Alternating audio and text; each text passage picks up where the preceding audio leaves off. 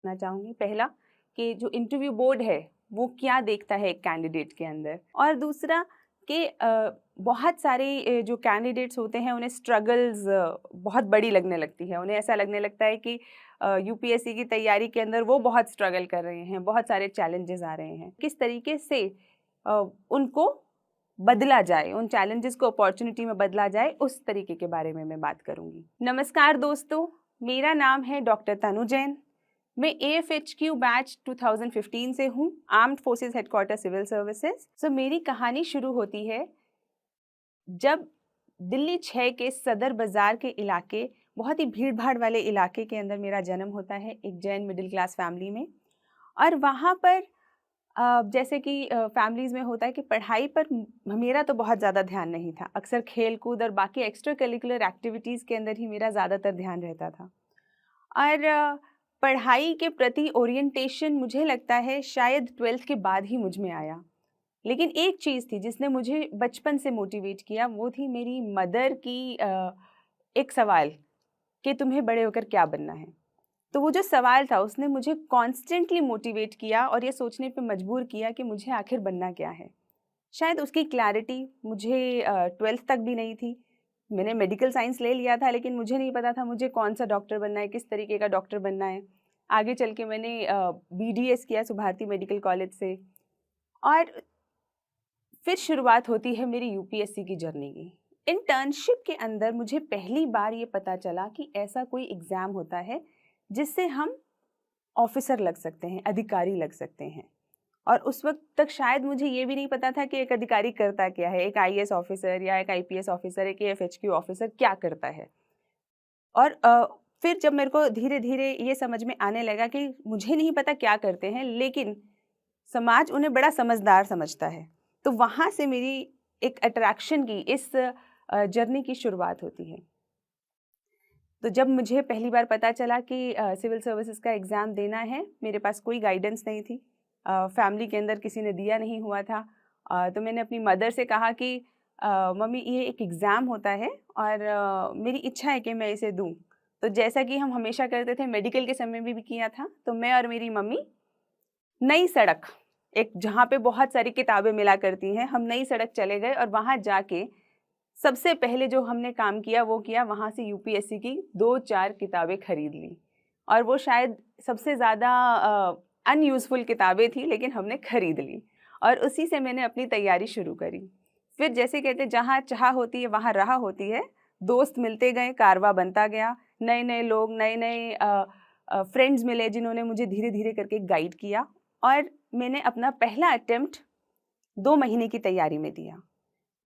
तो जब मैं अपने कई दोस्तों से मिलती थी तो वो अक्सर मुझे बताया करते थे कि नहीं, 2 साल की तैयारी लगती है यूपीएससी का प्रीलिम्स क्लियर करने में। पहले आप जीएस की कोचिंग करेंगे, फिर आप पूरा साल कोचिंग करेंगे, उसके बाद आप तैयारी करेंगे, सेल्फ स्टडी करेंगे, और फिर जाके आप कहीं प्रीलिम्स का एग्ज़ाम देंगे, तब आप क्लियर कर पाएंगे। तो शुरुआत में तो मैं थोड़ा डर सी गई थी कि मैं तो बहुत कम तैयारी के साथ ये एग्ज़ाम दे रही हूँ, पता नहीं क्लियर होगा या नहीं होगा। लेकिन मैंने सोचा बहुत सारे अटेम्प्ट हैं, चलो दे देते हैं, एक अटेम्प्ट तो देते हैं। और मैंने बहुत जी तोड़ तैयारी करी और 2 महीने के अंदर ही मेरा प्रीलिम्स क्लियर हो गया। ये मैं आपको इसलिए बता रही हूँ क्योंकि बहुत बार अक्सर बच्चे इस कॉन्फिडेंस को लूज़ कर जाते हैं कि दुनिया क्या कह रही है। दुनिया कह रही है कि तुमसे नहीं होगा, दुनिया कह रही है कि जो ये तैयारी है ये 2 साल में होती है, 2 दिन में नहीं होती या 2 महीने में नहीं होती। ये सब दुनिया कह रही है, ये वो नहीं है जो आपके लिए ज़रूरी है। क्यों? क्योंकि आप अपनी कैपेबिलिटी को, अपनी आपकी जो इच्छा शक्ति है, आपकी जो मेहनत है, वो सिर्फ़ आप जानते हैं, वो दुनिया नहीं जानती। तो अगर आप किसी भी तरीके से ये विश्वास करके उनके हिसाब से अपनी तैयारी को चालू रखेंगे, तो कहीं न कहीं फ़र्क आ जाएगा। तो इसीलिए अच्छा है कि आप अपने आप पे विश्वास करके इस तैयारी को जारी रखें। तो मैंने जब 2 महीने में प्रीलिम्स क्रैक किया, तो उस वक़्त शायद मुझ में थोड़ा कॉन्फिडेंस बढ़ गया कि हाँ, मैं ये एग्ज़ाम निकाल सकती हूँ, मैं ये एग्ज़ाम को क्रैक कर सकती हूँ। लोग अक्सर पूछते हैं कि आपने उन 2 महीनों में कैसे तैयारी करी कि आपने प्रीलिम्स क्रैक कर लिया? तो मैं कहती हूँ कि मैंने सिर्फ़ बेसिक बुक्स सबसे पहले ख़त्म करी। अक्सर क्या होता है, जो लोग यूपीएससी की तैयारी कर रहे होते हैं तो मन में एक मिथ बैठ जाता है कि पता नहीं कितनी एक्स्ट्रा ऑर्डिनरी तैयारी करनी है, शायद 100-200 किताबें पढ़नी होती होंगी, उसके बाद शायद जाके एग्ज़ाम क्लियर होगा। लेकिन मेरा खुद का एक्सपीरियंस रहा है, मैंने जितनी बार प्रीलिम्स दिया, क्लियर किया, मैंने 4 इंटरव्यूज़ दिए, तो कि आप अगर बेसिक तैयारी सबसे पहले कर लें और उसके बाद प्रैक्टिस करें, इतनी तैयारी भर से लगभग काम हो जाता है। लेकिन क्योंकि सच में तैयारी तो कम थी ही, उस साल मेरा मेंस नहीं हुआ और वो जो असफलता थी उसने सबसे पहले मुझे ये सोचने पे मजबूर किया कि क्या क्या ऐसी मैं गलतियां कर रही हूँ जिसके कारण से मेरे मेंस के अंदर उतने अच्छे नंबर नहीं आए। और वहीं से मेरी सेल्फ एनालिसिस की जर्नी स्टार्ट होती है। मैंने एनालाइज़ किया कि किस किस जगह पर मैंने अपने तैयारी को अप टू डेट नहीं रखा, कहाँ-कहाँ पे मैंने मेरे आंसर राइटिंग्स के अंदर प्रॉब्लम है, क्या मैंने मॉक टेस्ट्स कम दिए हैं। तो ये सारे जो भी अलग-अलग चैलेंजेस थे उनको मैंने एनालाइज़ किया, एक डायरी में लिखा और हर तरीके से कोशिश करी कि उनको एक-एक करके एड्रेस किया जाए। So this is one of the ways जहाँ पे आप दुनिया से एक वैलिडेशन नहीं माँगते, दुनिया से अपने सवालों के जवाब नहीं माँगते, आप अपने आप से उन सवालों के जवाब देने की, खोजने की कोशिश करते हैं। And this is what I always tell aspirants also कि जब भी आपको ऐसा लगे कि मेरी तैयारी बहुत अच्छी नहीं जा रही, तो मैं किससे पूछूँ? किससे पूछूँ कि मेरे को क्या करना चाहिए? क्या मुझे और पढ़ना चाहिए या मुझे और टेस्ट पेपर करने चाहिए? ठीक है, जो सामने वाला व्यक्ति है आपको थोड़ा-सा गाइड कर सकता है, लेकिन दिल की सच्चाई से अगर आप पूछेंगे, अपने आप से अगर आप पूछेंगे तो हमें हम सबको पता होता है कि हमारी तैयारी किस लेवल की है। क्या हमने पढ़ाई ईमानदारी से नहीं करी है या हम सिर्फ़ दूसरों को दिखाने के लिए पढ़ाई कर रहे हैं या हम पढ़ाई तो कर रहे हैं लेकिन क्या हम अपने सेल्फ इवैल्यूएशन पे, सेल्फ एनालिसिस पे उतना ध्यान दे रहे हैं या नहीं दे रहे हैं। तो ये सब हमारे मन को, हमारी अंतरात्मा को पता होता है। तो जहाँ सबसे पहला जो सवाल होने चाहिए आपके, वो आपके अपने आप से होने चाहिए और वहीं से आपको जो चैलेंजेस नज़र आएँ, उन्हें आप एड्रेस करें। तो जब मैंने अपने चैलेंजेस आंसर राइटिंग के चैलेंजेस को ओवरकम किया, तो बिल्कुल ओवरकम करते ही मेरा मेंस क्लियर भी हो गया। नेक्स्ट अटेम्प्ट के अंदर प्रीलिम्स क्लियर हुआ, फिर मेंस क्लियर हुआ और मुझे हमेशा से ऐसा लगता था कि इंटरव्यू के अंदर मेरे नंबर बहुत अच्छे आएँगे क्योंकि स्कूल के समय से ही डिबेट्स में पार्टिसिपेट करना, स्पीचेस देना, दोस्तों के साथ बात करना, तो मेरे को अक्सर और राष्ट्रीय, अंतर्राष्ट्रीय मुद्दों पर हमेशा से मेरे को ऐसा लगता था कि मुझे जानकारी है और यही शायद वो सब क्राइटेरियाज़ थे जो उस वक़्त तक मुझे लगते थे कि एक पर्सनैलिटी का हिस्सा होते हैं। और जब मैंने अपना पहला इंटरव्यू दिया, उसके बाद मुझे ऐसा लगा कि शायद इस साल तो मेरा सिलेक्शन हो ही जाएगा। अब तो बस टॉप रैंक्स में आने की देरी है। लेकिन जब रिज़ल्ट आया, तो मुझे समझ में आया कि सिलेक्शन तो हो गया लेकिन इंटरव्यू में मेरे नंबर बहुत कम थे। सिर्फ़ 151 नंबर थे। और उस चीज़ को मुझे थोड़ा-सा शॉक लगा। मुझे एक शॉक लगा कि इंटरव्यू में जिस चीज़ के ऊपर मैं काउंट कर रही थी, उसके अंदर मेरे इतने कम नंबर।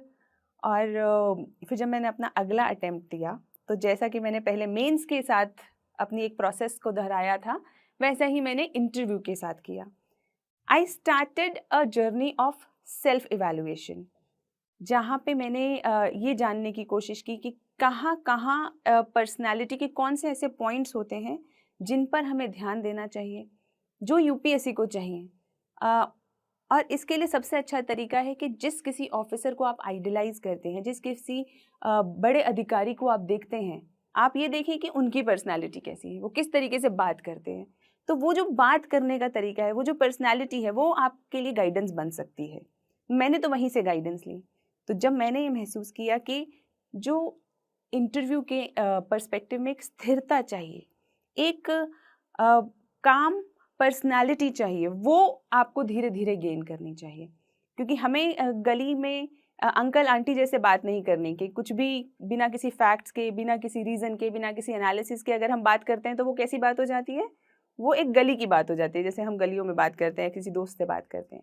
लेकिन जब आप एक अ, अधिकारी बनने के विषय में सोच रहे हैं, जब आपको उसके लिए जज किया जा रहा है, तो आपको जो बात करनी है वो फैक्ट्स के साथ, रीजंस के साथ, आर्ग्यूमेंट्स के साथ सपोर्टेड होनी चाहिए। मेरी कहानी का जो हिस्सा रह गया था कि जब मेरे नंबर कम आए, मैंने इनर ट्रांसफॉर्मेशन किया, बहुत सारा एनालिसिस किया और उसके अंदर मेरी मदद करी मेरे फ्रेंड, गाइड एंड फिलोसोफर, जो मेरे अजीज़ दोस्त, जो अब मेरे हस्बैंड भी हैं, वात्सल्य कुमार।